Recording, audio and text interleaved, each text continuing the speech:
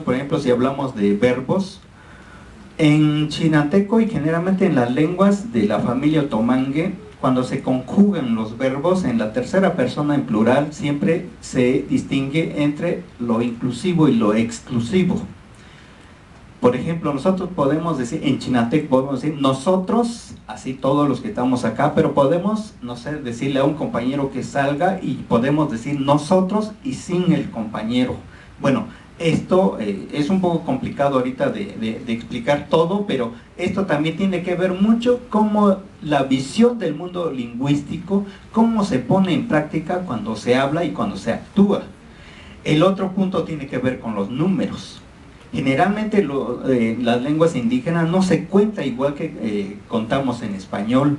Por eso es de que cuando un niño indígena aprende a contar, me refiero a un niño que habla nada más chinanteco, aprende a contar en español, pues es muy difícil porque el maestro le insiste que hay 1, 2, 3, 4, 5, etcétera. Y ese niño no se está haciendo esa idea porque en chinanteco se cuenta de dos maneras. Por un lado se cuenta a los seres vivos y por el otro lado a los seres no vivos. ¿Y quiénes son los seres vivos? Aquí es donde se rompe otra vez la regla. A nosotros en las escuelas nos enseñan, en la cultura universal, digamos, que los seres vivos son los que nacen, crecen, se desarrollan, se reproducen y mueren. Eso no se aplica para un chinanteco, para un niño principalmente. Porque un ser vivo en esta lengua también puede ser la luna. Para el chinanteco la luna es un ser vivo, el rayo es un ser vivo. Entonces yo cómo aplico esa regla, ¿no? Y los seres, y la piedra, las montañas son seres vivos, se cuenta. Y bueno, ¿y cómo nos damos cuenta de esto? Porque cuando se cuenta en contexto, yo elaboro un texto, le tengo que aplicar el artículo, bueno, el artículo casi no es muy común, pero el sustantivo, el adjetivo para un ser vivo. No le puedo aplicar esto a algo así para ser no vivo, ¿no? Porque no va a funcionar. Pero aquí el ejemplo muy chistoso es cuando un maestro le enseña a un niño a contar y le dice 2 caballos más una casa igual. Pues claro que a un niño chinanteco nunca le va a dar resultado porque está sumando 2 seres vivos más un ser no vivo. Entonces no va a tener resultado porque son 2 formas de contar. Bueno, este asunto bueno, es un poco complicado, pero de esto también hemos tratado de trabajar un poco con los maestros que trabajan con los niños.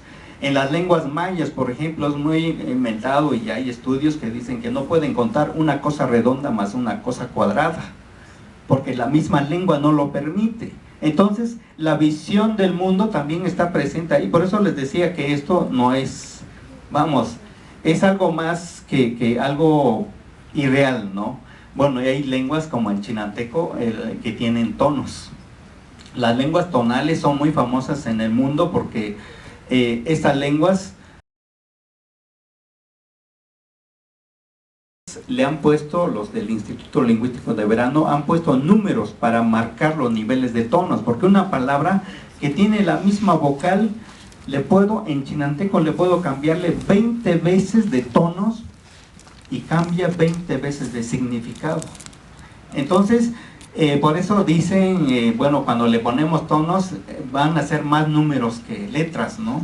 Entonces, este tipo de cuestiones que tienen las lenguas, pues por supuesto que es muy importante, pero bueno, comentamos mucho con los compañeros con los que trabajamos, a veces con los niños, que es algo real, ¿no? No es algo irreal.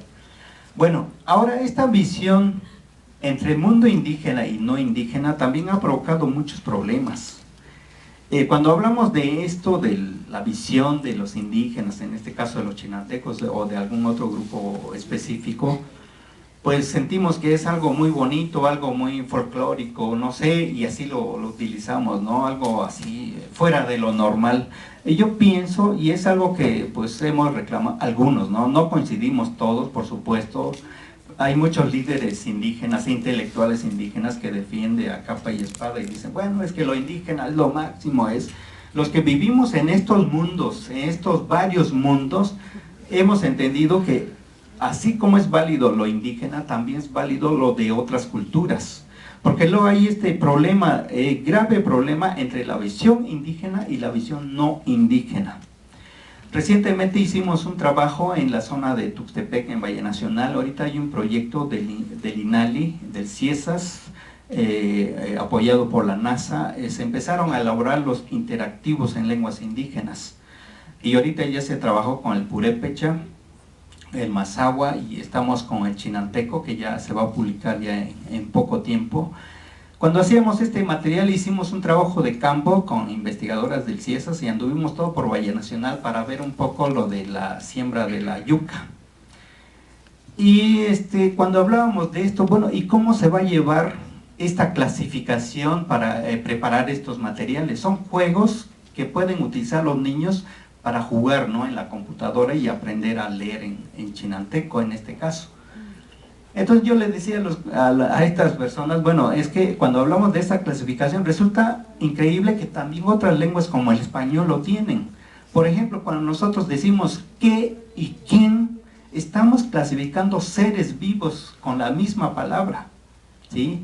Le cambiamos un poquito, qué es para cosa y quién es para persona, es para un ser vivo.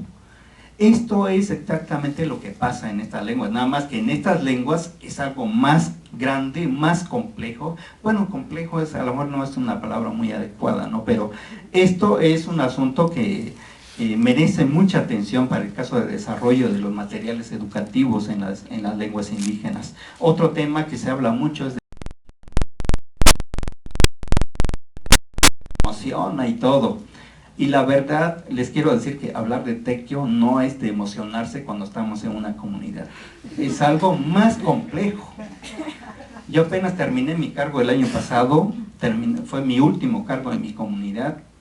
Y cuando yo me acuerdo que como trabajaba aquí, me iba allá y a veces llegaba y había tequio y me decían, ¿sabes qué? Pues llegaste 2 horas después y te vas a ir a descansar, ¿no? Para que se den cuenta, o sea, ir al bote, pues a la cárcel. Para que den una idea de que hablar de tequio no es lo bonito, ¿no? Pero mucha gente ha dicho, bueno, eso es lo máximo y todo. Claro que es lo máximo si lo vemos desde lejos, pero si estamos ahí es otra cosa. Entonces, bueno, aquí, ¿por qué menciono estas cosas? De repente dice la gente, bueno, ¿quién es indígena y quién no es indígena? De repente sí es cierto que hay criterios para definir a un indígena. Y aunque pues la palabra, perdón, no esté bien dicha para muchos, porque ahora se utilizan otros términos, ¿no? Originario, no sé, nativos y para otros.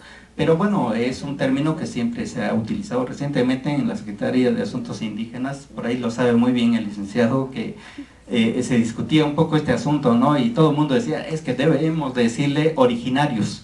Y resulta que legalmente debe ser indígena, ¿no? Porque hay una ley donde ya está establecido que somos indígenas. Bueno, ese es otro tema. Pero el asunto es lo que se siente la gente que cree que no es indígena cuando hablamos de estos temas. Muchos de los que se dice o se piensa que son indígenas porque habla la lengua, porque vive y todo, y tiene mucha razón el doctor cuando decía, y le preguntamos, ¿eres indígena? Pues lo primero que dice es que no soy indígena, ¿no? Puede tener mucho significado, muchas implicaciones en esta respuesta, pero lo que llama mucho la atención es que hay mucha gente que sin necesidad de hablar la lengua indígena, se siente más indígena, está más comprometida con los indígenas. Esto, el asunto de las visiones, de la identidad, de repente nos ha metido en muchos problemas, inclusive problemas de discriminación. Pues yo soy indígena, tú no eres indígena, tú no tienes nada que hacer en mi campo, ¿no? Esto lo aprendemos en las universidades.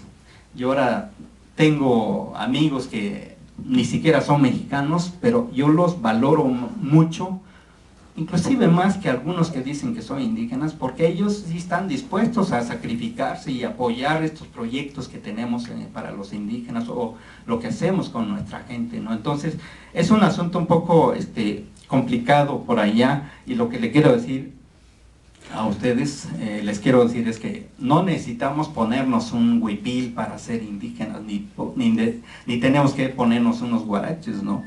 las acciones